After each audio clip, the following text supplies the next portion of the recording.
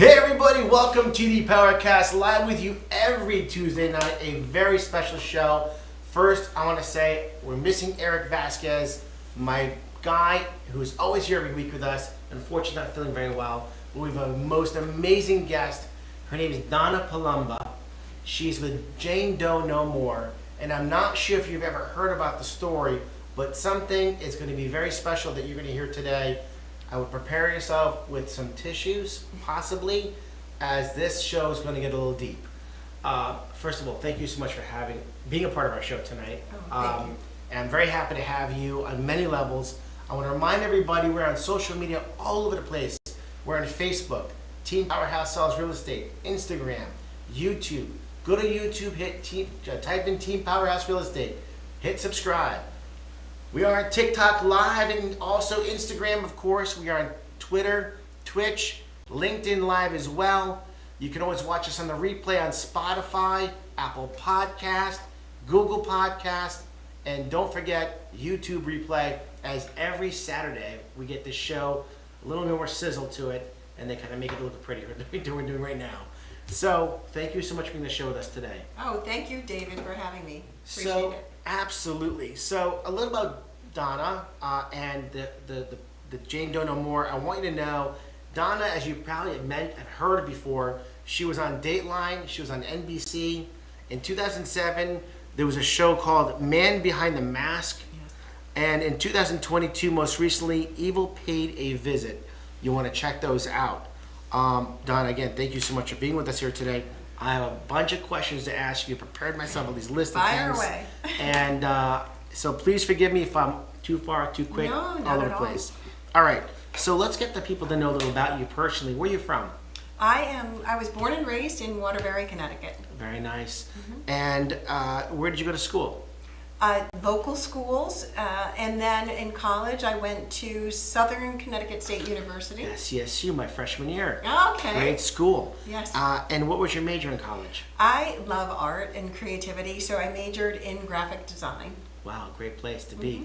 And did you go into graphic design later on? I did. Right after college, I got a job at the local newspaper and was in the advertising department, Wow. did layouts, things like that. Which newspaper, may I ask?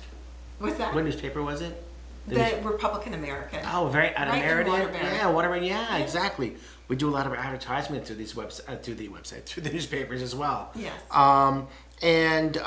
So your first job at college was in this whole graphic design. Yeah. Very Yeah. cool stuff. So jumping kind of right into it, I wanted to get a little background on you. So how did we get started with, like Jane Doe No More? So, yes. This is a kind of big thing over here. Yes, it's a nonprofit organization that I started, and it's born of my personal experience. Never did I dream I would be doing something like this, but what happened was I was happily married, and we were living in Waterbury in our first home, and we had 2 young children. I was very busy at the time as a partner in a marketing agency, actually. Loved my career. And my husband was busy with his family business, and he was away, actually for the first time in our marriage, when the children and I were asleep. What year was this, by the way? This was 1993. Okay. And I awoke to the sound of footsteps, and I immediately knew something was wrong. An armed, masked intruder entered my bedroom. I had very little time to react. I was on my stomach. I was tied, bound, and raped. He had cut the phone lines. At the time, in 1993, I didn't have a cell phone. Not many people did. But my first thoughts were of my children. I ran to them, and they were sleeping soundly. It's as if angels were watching over them. And I chose to run for help. I thought I had done everything right that night. I ran to a neighbor's. He called the police. The police were on the scene. Thankfully, the children slept through the whole thing. I went to the hospital. DNA from the perpetrator was collected from my body during the sex crimes kit. And of course, you live differently after something like that. My husband came home. We had to break the news to him. But we did everything that we could possibly think of to help law enforcement. And unfortunately, 1 month after the crime, the lieutenant in charge of my case put me in a small interrogation room and read me my Miranda rights. And that is when I truly became, it was devastating to me. I couldn't eat or sleep, and I didn't understand what was happening. We had to get legal help. And it is then that I began to understand about the stigmas associated with sexual crimes. The law enforcement didn't believe me when all I did was tell the truth. And it's because, unfortunately, sometimes people believe that it is somehow the victim's fault, and it is just misplaced blame and shame. And so I chose to fight because I had the love and support of my husband. I have a strong faith, a wonderful family, and I had great colleagues, and they were all supporting me. And I learned that most victims are under the age of 21, and most don't report because of these stigmas, and it's not something that you should keep inside. So I'm here to say that if you are a victim of a sexual crime, whether you are a male or a female, however you identify, it is not your fault. You are not to blame, and there is a path forward. There is hope. So we actually filed suit. We won against law enforcement, and I was actually able to help change the way police are trained in the Waterbury Police Department because of the chief of police who believed in me and actually was instrumental in solving my case 11 years later based on DNA evidence alone. And the person who solved the case was Chief Neil O'Leary at the time in 2001, and he then went on to, 2004.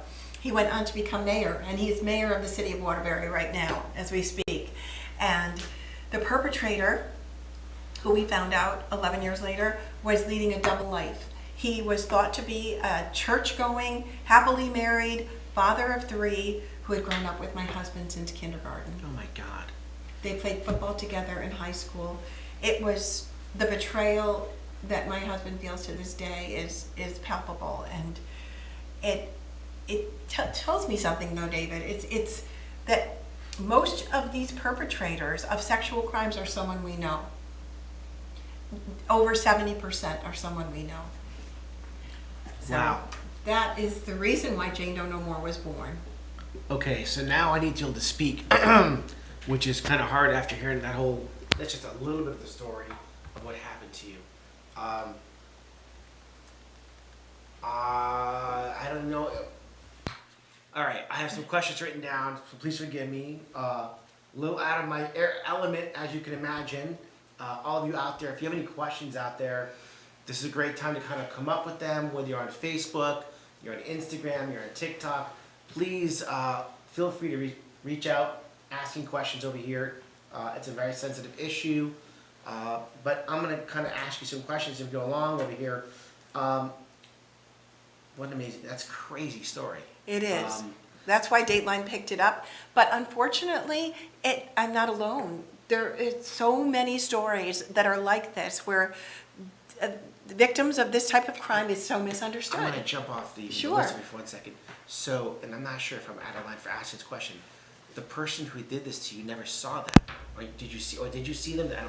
We saw him afterward you and saw- didn't know it because he was armed and masked, and Oh. we had no idea who it was for 11 years. And in that time, we had seen each other. I alluded to before we started talking that my sister had gone through a home invasion.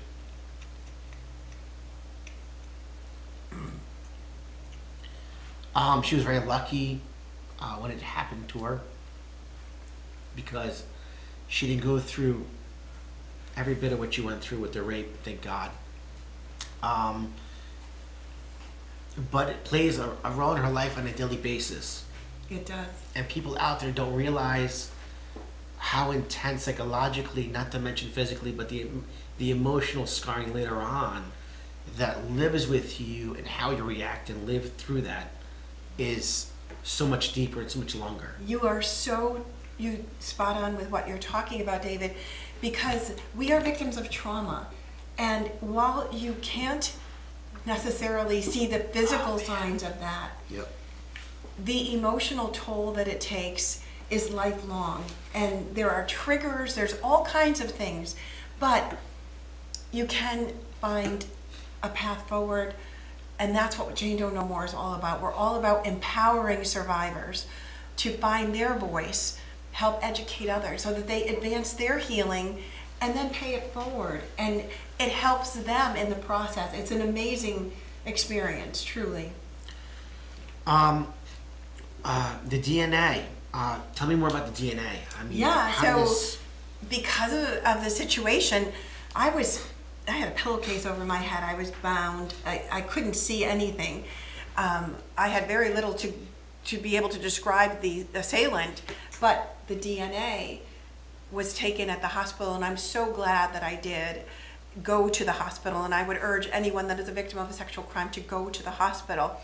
Even if you do not know if you want to report, you are entitled to have a sex crimes kit conducted. And you have 5 years to make the decision on whether you want to report or not. Because at that point, this just happened to you, you're overwhelmed. It's important to preserve that evidence. Why would someone not want to have that done? I mean, is it because of the because think emotional about trauma it. that just Yes, happened to them? you're so vulnerable. All I wanted to do was take a shower and just forget about everything. Right. So it's a natural inclination, but it is critically important, as proven in my case. 11 years later, based on DNA evidence alone, that connected the dots, and it was irrefutable.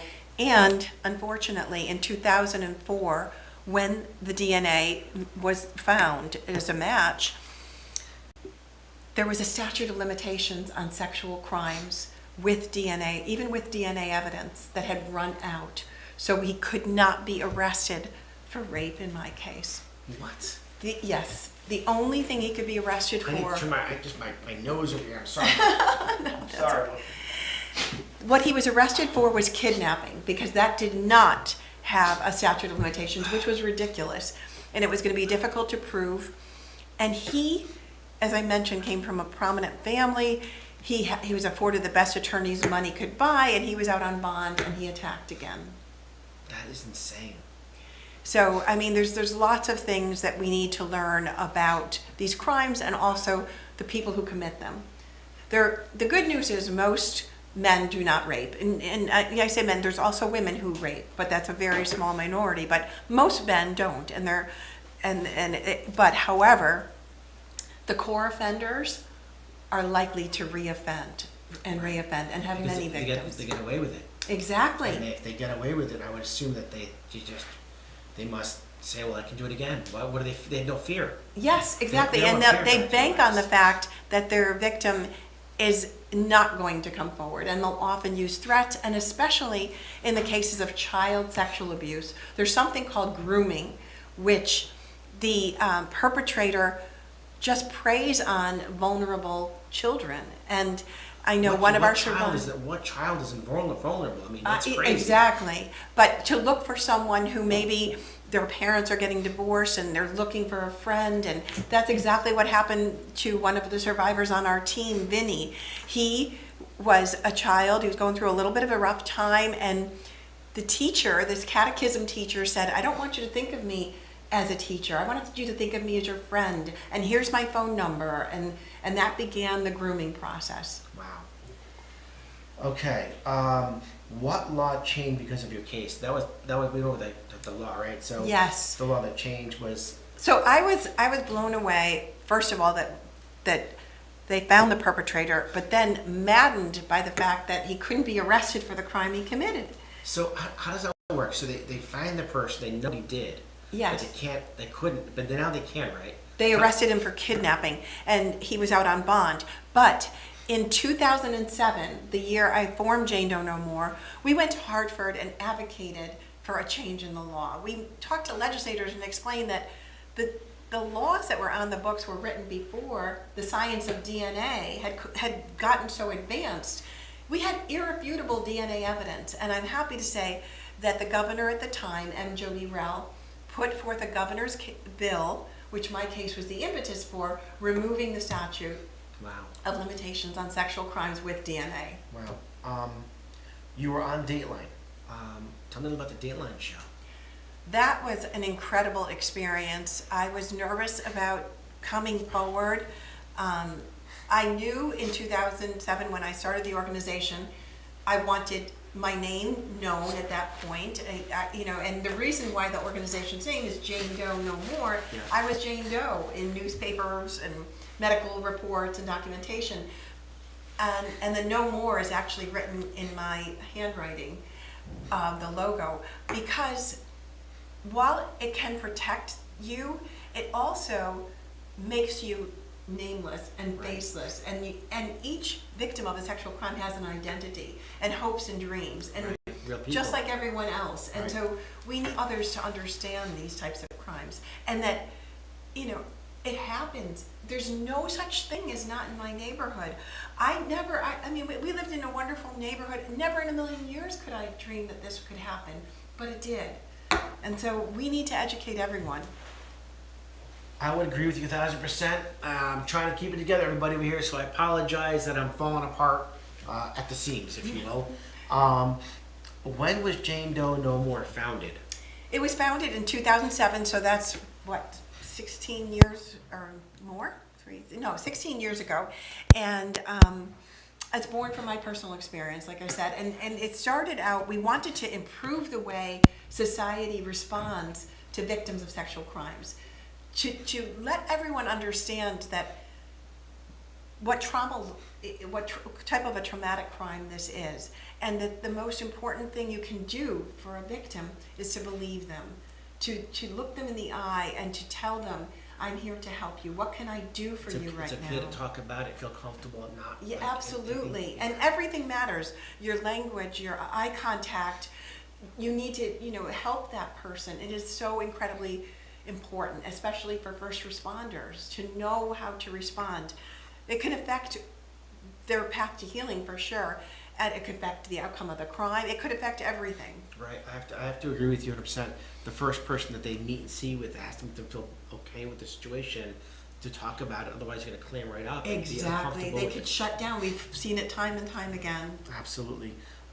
Tell me about some programs you have out there right now for anything like this. So, I'm a survivor, as you know, and survivors are truly at the core of the organization. Since I've gone out and openly shared my story, other survivors have come forward.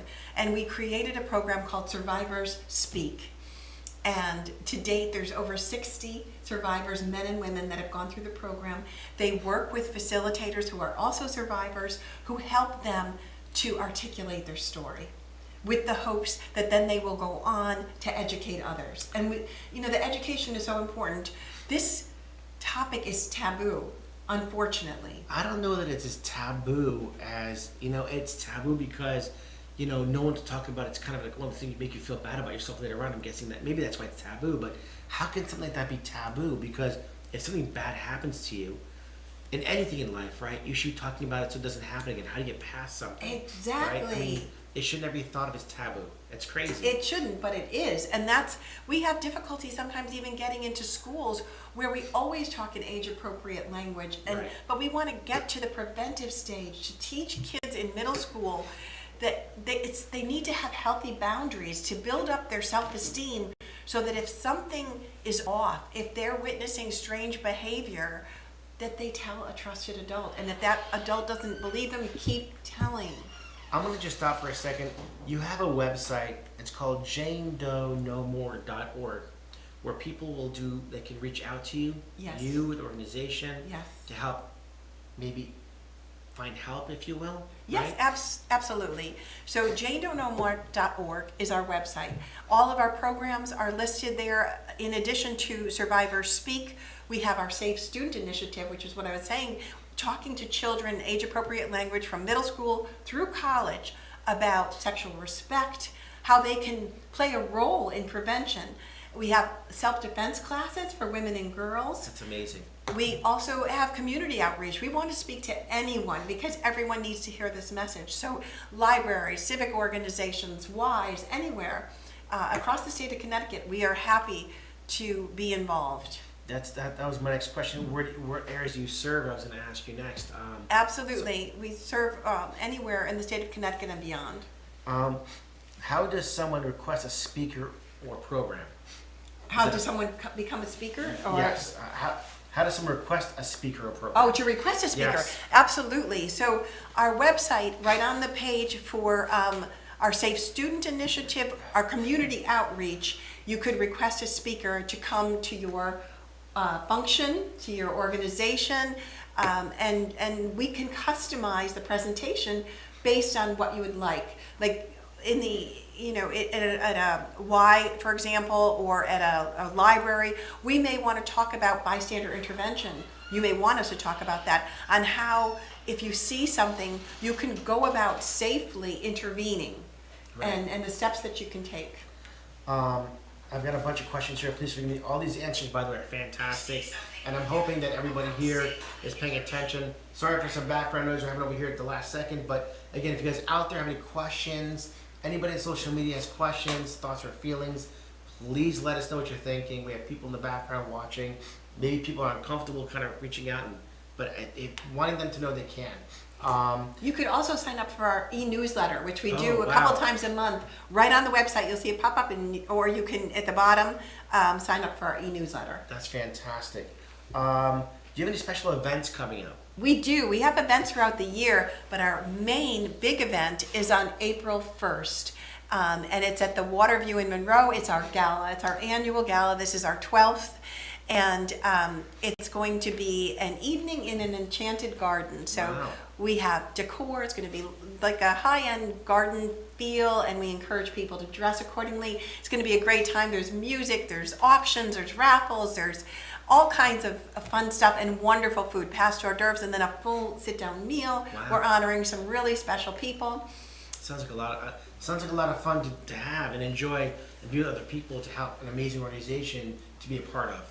It That is, sounds and amazing. I know it's a serious topic, but we also have a lot of fun. Our Jane Doe No More family is one of empathy and strength and hope. How does someone get involved in being So- part of the organization? I think the best way to find us is through our website, janedonomore.org. You'll see up on the top banner. We're also on social media. We're on Facebook and Twitter and Instagram. We have a YouTube channel. We're very accessible. Fantastic. What are some of the biggest stigmas surrounding sexual crimes?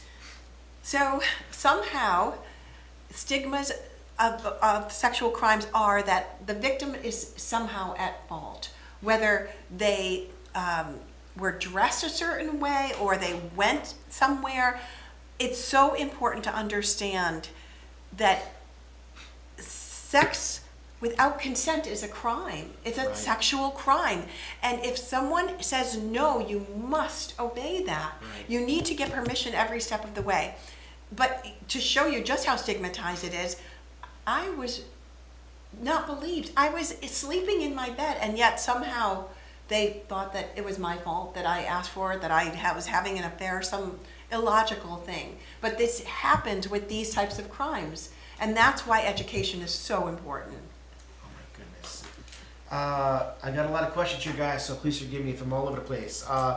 What are some of the topics you cover in your programs? So in the younger grades, we talk about healthy boundaries, about respecting one another, about communication, open communication. And, it's so important to teach these kids that not so much about the stranger danger, which is what is so often talked about in school, but strange behavior. It could be by someone that you know and love, but if they're asking you to keep a secret, if they're threatening you, that is not okay. My daughter, our daughter, my wife Valerie and our daughter, she's 4.5 years old. And it's amazing what they're teaching in schools today in kids in stranger danger. Things as a parent you would never think you have to learn about or teach your kids. And we have books at home that talk about stranger danger. And this, for example, I forget what the name of the book is, but it's this little girl, and she's, getting picked up from school, and who's allowed to pick her up that she knows versus all of her family and friends of their family who come to pick her up. Even though she knows them, she's not allowed to go with them. And stranger danger is something as kids, no matter for how small or young they are, even getting older as maybe even teenagers, you might know somebody, but just because you know somebody doesn't mean get in the car with them and go. Because you really don't know, God forbid, what could happen from there, which is sad to think that kind of thing would happen. Absolutely. And unfortunately, it can also happen in the family. It happens very often in the family, and it's not something we want to think about. But you need to, as a parent, watch out for your child, and as a child, we want to help them and have this self-confidence to be able to talk about it if something's wrong. What stops survivors from coming forward? I think we kind of talked about it a little bit, but Yeah, it's the fear of not being believed. I mean, it's what are people going to think? And it's all this misunderstanding. But yet, the first step to healing is talking about it, David. So it's so important. And survivors can find help. They can talk to other survivors, and it's just so beneficial. And we do have a closed Facebook group for survivors of sexual crimes, and it's a no judgment zone. It's just for survivors. It's JDNM, which is the acronym maybe for these Jane guys Doe can have that on the No screen. More. JDNM Survivors. Survivors. Yeah, and that's everyone is welcome that's a survivor of a sexual that's crime. on Facebook. On Facebook. Facebook. Interesting. That's really cool, actually, that you have that option. I mean, that out there. How can someone donate or sponsor a program or event? So all on our website, janedonomore.org. We have ways to get involved. There's all different things. There's many ways that you can get involved with our gala. We're actively seeking sponsorships. You could buy a table. And that's going to be April 1st. I'm sorry, the gala. Just make Yes, sure. the gala, April 1st. Yes, Okay. and I want to mention that the Pettit Family Foundation is the exclusive presenting sponsor. They have been for years, Wow. and we're so grateful for their continued support. That's amazing. And this is going to be held in Monroe. Yes, at the Waterview, beautiful Waterview. venue overlooking Lake Zor. It's just a wonderful time. It is a beautiful place. What's the cost for the event? It's $125 per person.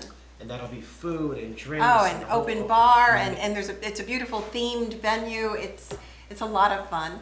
You know, it's amazing to be able to have something so powerful and be a part of something so special and help so many people out who don't have a voice yet or don't know how to have a voice, to help them get a voice out and talk about what has happened and find those people that have done such bad things to people and more importantly, prevent it from happening again. Exactly. How to prevent it from happening, which is so deep on, I don't even know how to, just a lot. It right? is. Let's see. So we have the National Hotline of Sexual Crimes. Yes. For anyone that is seeking in immediate need, they can call the 800 number, and they will be connected to a crisis center in their area. They can get immediate help. That number for all of you out there is 1-800-656-HOPE, also known as 4673. That's 1-800-656-4673. I'm hoping that we're going to get it on the screen for you if you can't see it already. 1-800-656-HOPE. It's the National Hotline of Sexual Crime. And in April, we have the Sexual Assault Awareness Month. That's right. Tell us a little about that, please. So we're obviously kicking it off with the gala on April 1st. It's almost like to talk about this in such a positive way for such a scary thing, but Yes. you have to turn into something positive to how to make it better You're or right. fix the problem. We have to find a way to talk about it. Yes. Because it is so important, and it's a worldwide epidemic. So it's critically important that we talk about it. So we're going to have all kinds of activities during April, and they will be on our calendar on janedonomore.org. And at some point during that month, we're going to have a candlelight vigil that everyone is invited to And where's that going to be? honor. It's going to be on the Naugatuck Green, Naugatuck, Wow. Connecticut, right on the green. It's at dusk, so just before dark. We will light candles, and we will honor those victims of sexual crimes who have passed and those who are currently Wow. suffering. What a powerful show, everybody. So exciting to have you on the show. Everybody out there, if you watch this show, I'm sure that you're a little jammed up like I am. I don't know if my nose is running, my ears, You're my fine. eyes, everything going over here. I'm hoping that you make sure to share this program with anybody and everybody you know. Make sure to watch it. You're on Facebook, on Instagram, on YouTube. Go to our YouTube channel, please. Hit subscribe. Go to Team Powerhouse Real Estate. Share this show. You can only better someone's life, maybe save their life, and if they've had a situation that's happened to them, help them get the help they really need because they're not comfortable to advocate for themselves. Just by watching the show and have a chance to meet Donna Palumba. And I really appreciate you being here today. Thank you, It's been David. an honor and a pleasure, and a very overwhelming, deep show today. So thank you so David. much. Thank you for the opportunity. Absolutely. At the end of every show, as you guys know, we give out a tumbler. Donna has a cool hot pink one. So we got pink and we got black, depending what you're looking for. Please make sure to let us know if you're interested in being on the wheel to have a chance to win one of these as we give one away every week. Jonathan, or Amanda, let's get to that spinning wheel and see who the lucky winner of a tumbler is today. All the people who are on this wheel from all different social media platforms, we give a nice tumbler. Rise Visual Media is our winner today. Rise Visual Media, thank you so much for being a part of our show. We appreciate getting in touch with us. We will get one of these beautiful tumblers out to you. Donna, you were amazing. Thank you. The information, the whole experience for me was pretty amazing. And the most, wow, I don't know what to say. I'm at a loss for words. Oh, Thank you. Thank you so Thank much. you for You're covering awesome. this topic. I really appreciate it. Everybody out there on social media, thank you so much for joining us every week, every Tuesday. This is an amazing show. I hope you took it to heart, and we look forward to seeing you next week. Hopefully Eric will be back in the saddle with me, and we'll have an amazing show for you guys next week. I want to wish you guys a wonderful evening, and we'll see you guys all soon. Take care. Thank you, everybody. Bye.